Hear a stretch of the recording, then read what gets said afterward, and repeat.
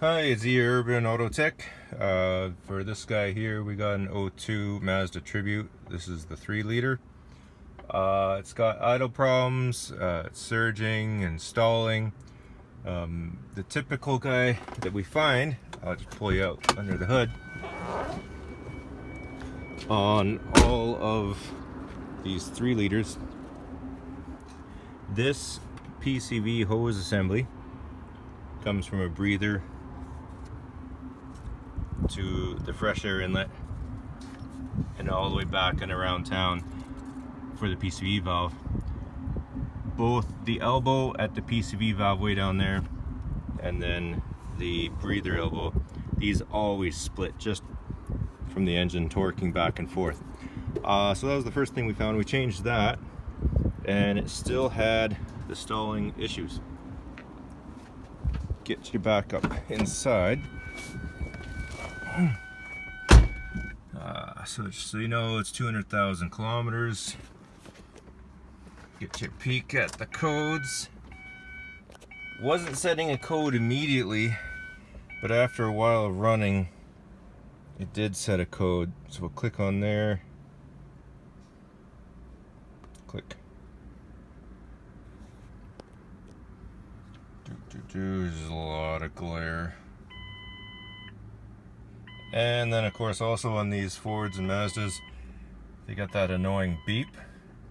Will indicate that there's a problem in the restraint control module. A lot of times it's a contact sensor for the buckle or something like that. But it's really annoying. So anyways, right now, let's see if we can't get you.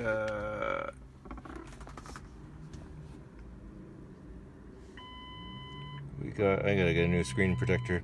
P1504 in current and pending idle air control motor circuit fault. So I'll show you what it's doing. Fire it up. For the most part, it's totally fine in park. In neutral, it's usually fine in drive, but as soon as you put it in reverse, and it starts surging until it stalls. So, as you can see up there, we did change the idle air control motor. These guys are pretty famous for that. That didn't fix the whole problem, still had the same issue. So put the original one back on just to check it, and sure enough, exact same, no difference. So it's not initially an idle air control motor fault. So we'll look at some data. Fire that back up. Just because early Fords are bad for looking at data when you're switching from keying off to then starting it. And of course this Autel is really slow for grabbing data on Fords. Maybe I can actually back up a little bit. Get you out of that sun maybe. Yeah, that's a little bit better.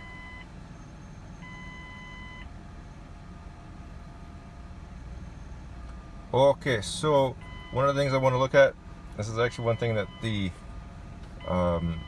Autel is good for. If we scroll to mass airflow sensor,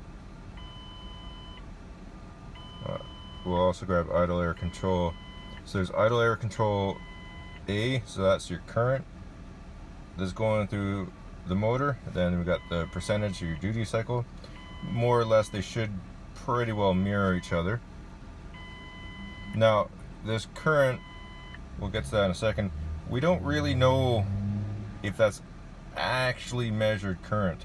That could be inferred current. We would have to assume that there is some circuitry inside the PCM that does physically measure how much current goes through there, but that's an assumption. It very well could be that just based off of X, Y, and Z, it's doing a mathematical calculation and just guesses that that's actually how much. So we take that with a grain of salt. So then now we want mass airflow, that's grams a second. Okay, so what I can do is we can go with graph. We'll set that to 1 gram and then 15. I don't like how you have to do this for graphs, but whatever. Okay, so one thing that Autel can do that has a graph merge button, which is actually very nice. And then let's get percentage. Hit that again just to see those two. Okay, so on the single graph you can see idle air control, that's the current supposedly at 360, that's blue, so it'll be this top guy, and then green is your mass airflow sensor in grams per second, and you can watch them together. And then here's our percent. So this is how much it's commanding, and assuming that this is actual current, this is how much is actually going through there, and you can kind of infer that that's how much it's actually opening. So we can watch these two and see, because whenever the idle air control motor opens, we should see a rise in the mass airflow sensor reading as well, unless one of them is faulty. But we'll start with this. So we'll put in reverse.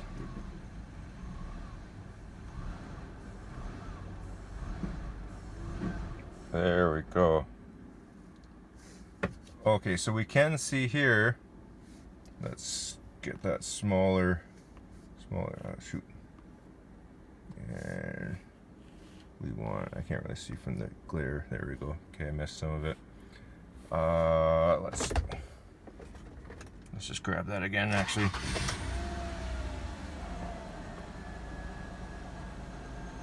Okay, let's see if we can get a better capture on that. I had a good one before.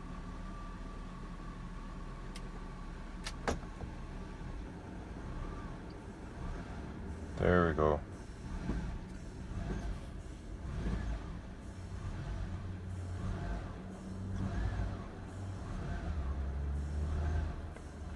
Okay, we'll go with that.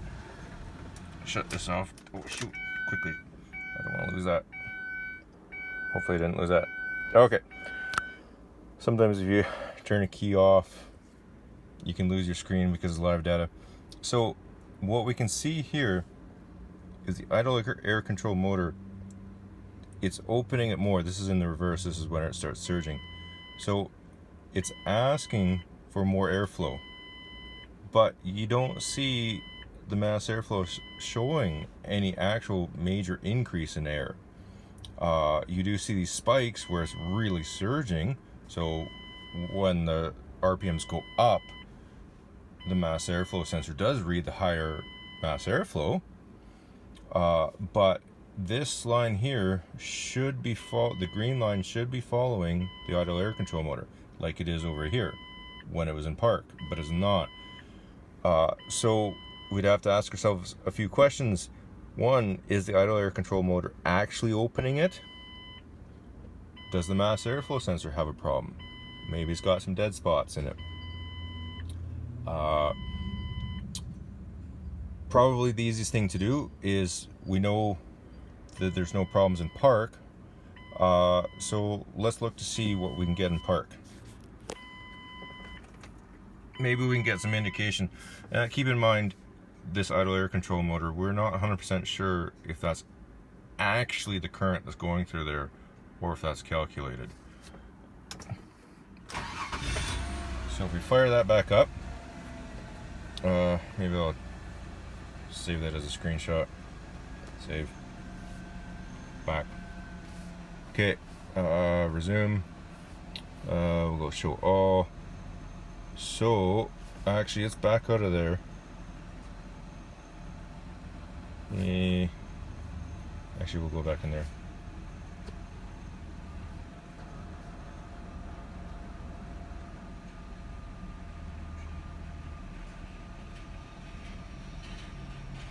and we can go with voltage and throttle voltage.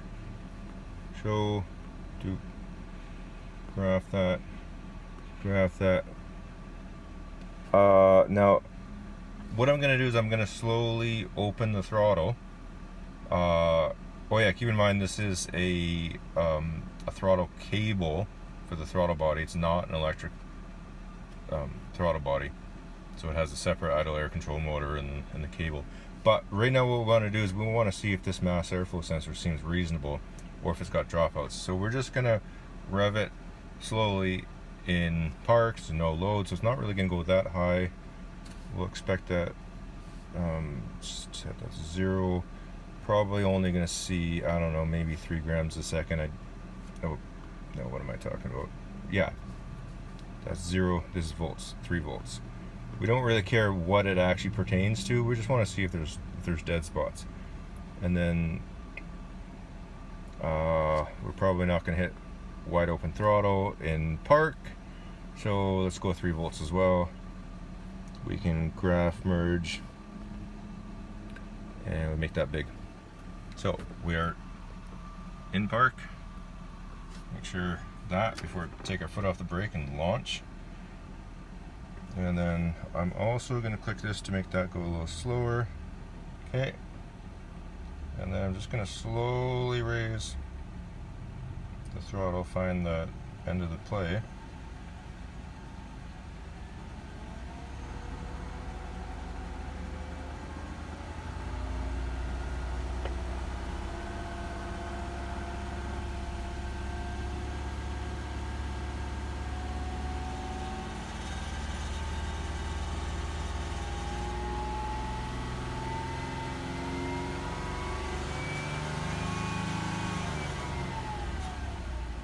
Now, the mass airflow on that, since we were looking at voltage, oh, I probably missed the freeze button. Yeah, I'm pretty late. The mass airflow sensor, that voltage didn't really climb that much because, keep in mind, we're not really going that high. For a reading, we might be going from, say, 3 grams a second at idle to maybe 12 grams a second at 2,000, 3,000 RPM, because again, we're not under any load. So of course that line's going to increase much slower than the throttle will. But you'll notice that when we did that, there was no hash, no dropouts. So reasonably to assume that mass airflow sensor is probably working. For it to have a dropout like what it was, and to have the surge be based purely on that would be asking for a lot, in my opinion. So let's see if we can find a test for the idle air motor. So let's go back out of there, go to active test.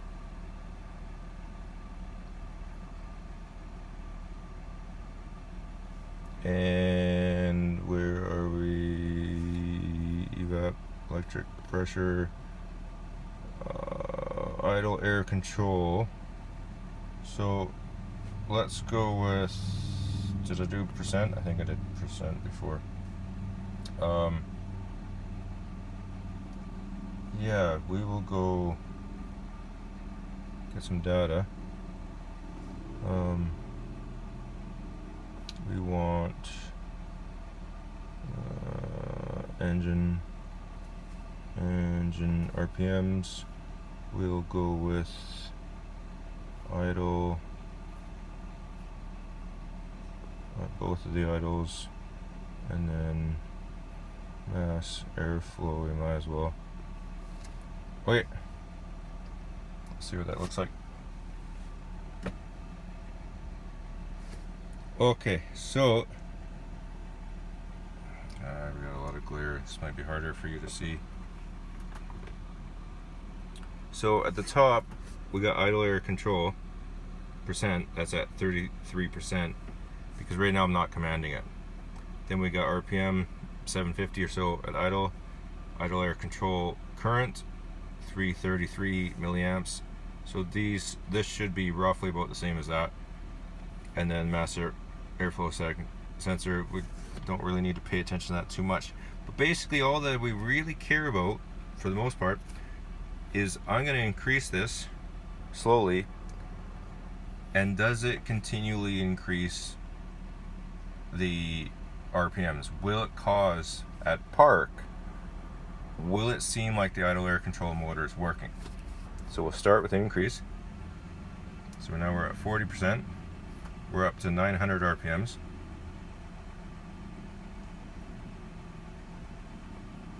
Go again. 53%. We're at 1300 RPMs. Holding roughly steady. 63%. We're at 1900 RPMs or so. Again, holding pretty good for one of these. 73%, still higher. So what this is telling us is it sure seems like that idle air control motor is capable of working, because it's not, idle is not fluctuating. We'll start going down. So that's at 83%, 73%, 63%, 53%, 43%, and then down to 33%, where it was when it started. We'll go a little bit smaller. 23% should start running pretty crappy because it's not as much as it needs. Okay, so it seems like the idle air control motor is working. We'll get out of that function because we don't need that for now. Or, well, it seems like the idle air control motor is capable of working.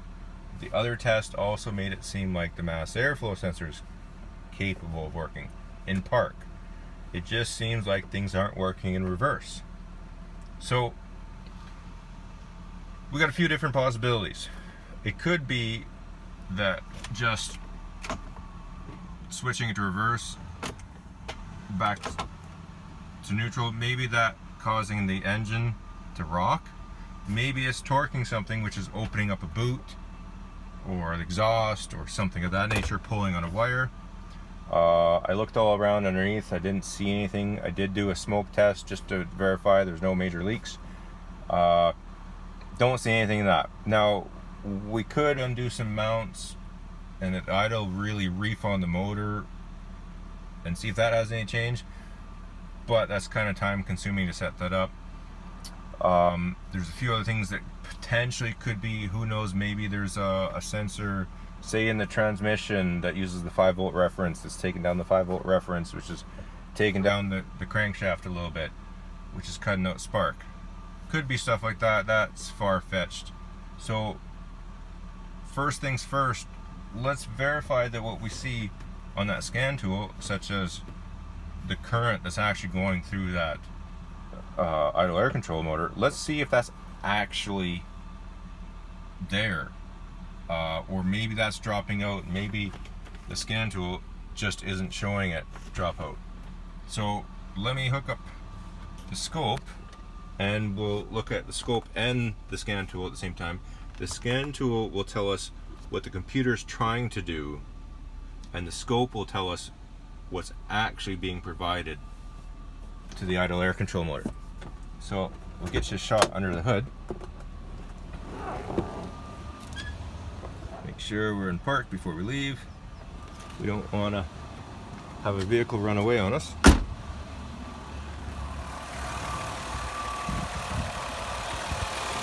Alright, we got wicked glare again. So here's our idle air control motor. Here's our connector. Likewise, I can shake all these wires.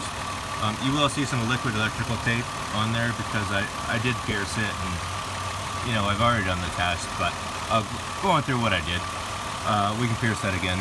So basically what I'm going to do is I'm going to put a piercer probe on there, and then when I make the hole, I'm always going to cover it up again, because if you don't, it'll corrode. And we'll put an amp clamper on it, and we'll see what we see.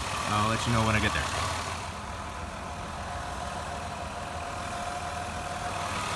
Okay, we're back. So we got the amp clamp around the control wire, which is the white with blue, and we've got our piercer probe hooked up to there. And of course our other lead, we got the ground. And we'll bring both those in the vehicle. Make sure I'm on the proper scale. Okay, we're on the more sensitive scale, the 20 amps. So 100 millivolts is an amp. We're only expecting to see 1 amp maximum. So we need to set our scale for 100 millivolts. We'll set it for 200 millivolts just to have that little bit of extra.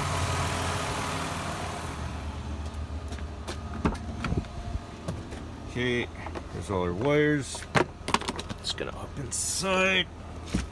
Oh. Not great, just knock that way.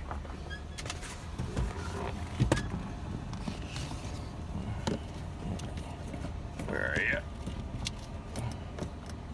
On that side.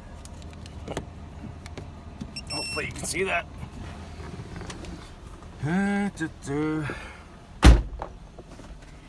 Okay. Fortunately, we got this for a labscope. Been waiting frickin' 7 months to get my picoscope, but everything's back ordered. Apparently, it's sent, and should see it within the week. So quickly throw these up there.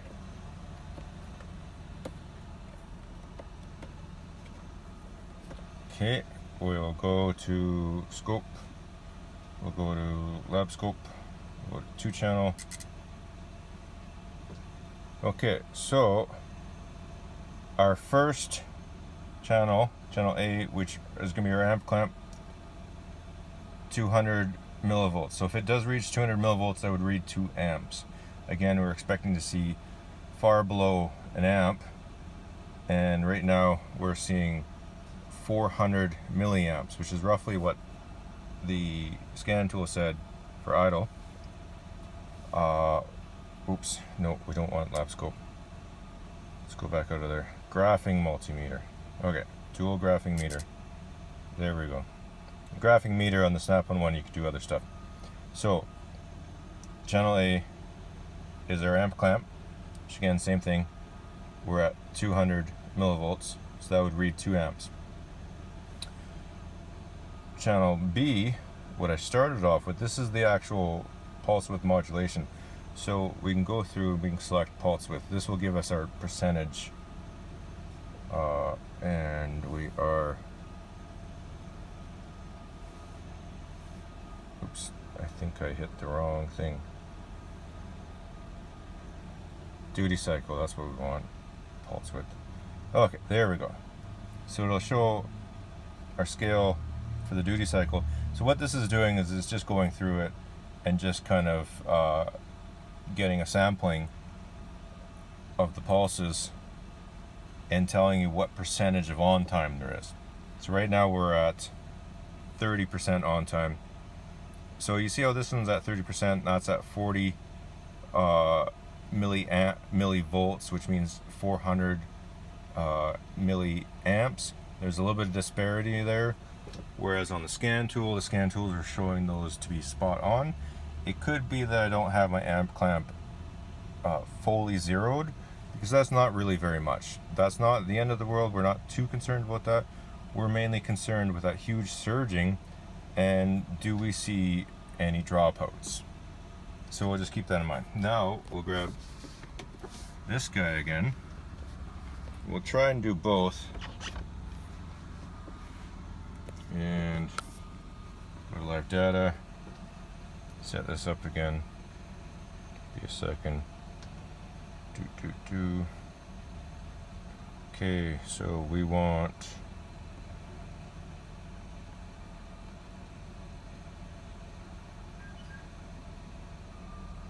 now. Right now, I'm only on the idle air control motor. I'm not on mass airflow sensor. So for now, I don't care about mass airflow sensor. So you can see right here, idle air control motor, 350 milliamps, whereas on here we're showing 450 milliamps. We're not too concerned about that. I might not have my amp clamp fully zeroed. We're just concerned about the pattern. So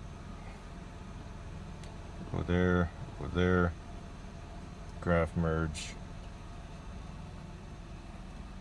Okay, so the idea behind these is this guy here. This is what it's asking the idle air controller. This is what the computer's asking. Now, not just what the computer's asking, but this is also what the computer thinks it's doing. Well, it's the end of the day and the neighbors are kind of poking about, so I had to move the car a little bit to get out of that guy's way. So, what I was saying before, on our scan tool, this is what the computer's asking. Not only is it what the computer's asking, but this is what the computer thinks is actually going out. That doesn't mean it's what's necessarily getting to the idle air control motor. Whereas this guy right here, that's the physical current and the physical duty cycle signal that's getting to that motor. So this is the one that's 100% what we believe and trust, and this one is what the computer thinks. So let's put it in reverse.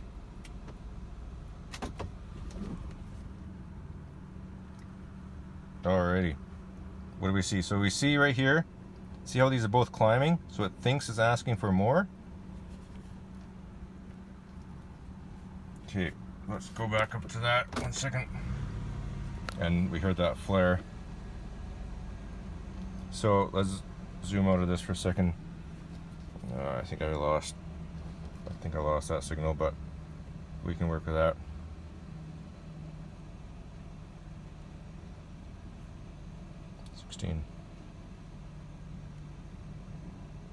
Let's go back to, that's right around where I put that in reverse. 4.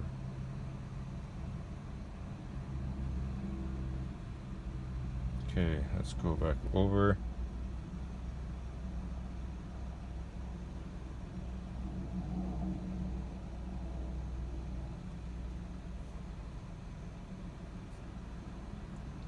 Where was it again? Actually, didn't go far enough.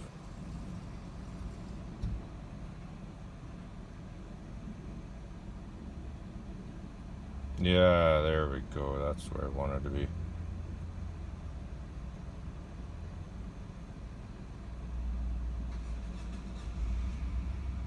Okay, so here's where we see some interesting stuff. This is where, when we go in reverse. Now, if you remember on the scan tool, unfortunately, I'm trying to do everything, I totally missed to pause this.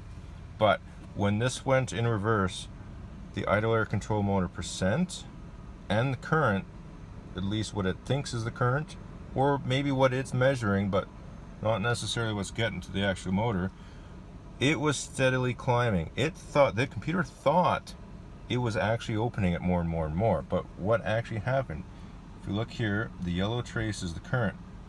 As soon as it acted up, the current dropped down to nothing. And then we notice that the green trace, the duty cycle, it did some funny business. Now, remember, I have this set up to measure duty cycle, so the scan tool is actually taking all the samplings of everything and trying to translate that into a percentage of on time. But right here, it clearly is not happy. So rather than going to duty cycle, let's see what actually happens in the actual pulse width modulated square wave of the actual voltage, rather than also showing something that's kind of calculated. So we can save that, record. So down here, from a duty cycle, let's get that back to regular voltage, 20 volts. So this is the actual pulsed voltage that's getting to that motor. So if we want to see that in more detail, now I'm only on the graphing multimeter, so I can't zoom in enough like the labscope portion, but this will be fine for what we're doing. Let's go back into reverse.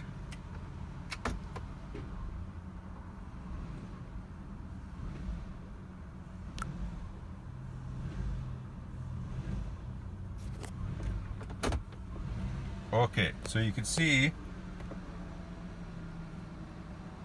actually if we get, here's our surging. And now remember, this is the actual voltage and actual current. This isn't implied. This isn't scantool. This isn't what the computer thought. Keep in mind the entire time that this was surging, the scantool thought that it was just opening it more and more and more and more and more and more and more. But we can clearly see that wasn't actually the case. I can save that too. So if we zoom in, say to about 4 times. So again, remember, the yellow trace is current and the green trace is your pulsed. So we see up here there's no pulsing. This is just a power. Now this idle air control motor is fed a power supply, which is a shared power supply amongst other things, which is handy. It makes it easier to identify who's who. And the computer turns on the ground. So when voltage is high, we're seeing that power supply going through the idle air control motor because the computer's turned off. So what this means with voltage high, this means that that computer is not actually providing a ground. On the scan tool, if I'd froze it, it would have actually showed that it is trying to command it on, but in these moments where it's dragging down, it's very clearly not providing any ground. And then it's able to provide a ground again. And that's when we get these sections here, where if we zoom all the way in, we can see that it's back to pulsing again. So here, it's not pulsing. It's not doing anything with the motor. That motor is stuck. Over here, same thing. And then there'll be a spring inside which should close it. That's what causes the engine to drag down. But if we look behind there on the yellow, that's the current. So if we bring this guy all the way up and look at the current, we see at the time that the computer is providing a ground, all of a sudden the current goes up again. And that's when the idle air control motor works. So this just about definitively tells us that the computer's bad. Now, theoretically, you could potentially have a wiring issue from the computer to the idle air control motor that somehow comes and goes, but you wouldn't see a clean break like this. You'd start seeing hash, you'd see noise, you'd see kind of incomplete. Whenever you see a clean on-off like this, that's a solid state electronics. That's a transistor breaking down, something inside the computer. The reason why we can say that is because when we looked at the scan tool said that it is trying to actually turn that transistor on, and it thinks it is, but we can clearly see when it's lugging down that it's not. So it's right here.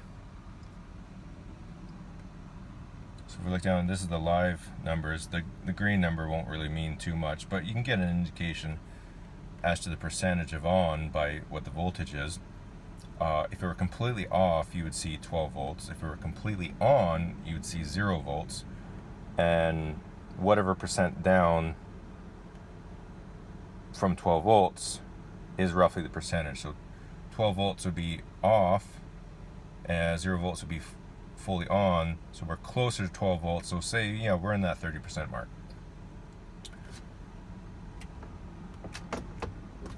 Put it back to reverse, and we can see that telltale pattern. And the entire time, let's put it back to drive. So drive, there's no problem. Second, manual second, no problem. Manual 1, no problem. Neutral, no problem. Reverse, problem. So look at that, it's barely running. And it has 0 control over the idle air control motor right now, because we can see right here, 12 volts. So that idle air control motor is not being turned on at all. We might as well have the thing unplugged, is what that's saying. And right here you can see we're showing 25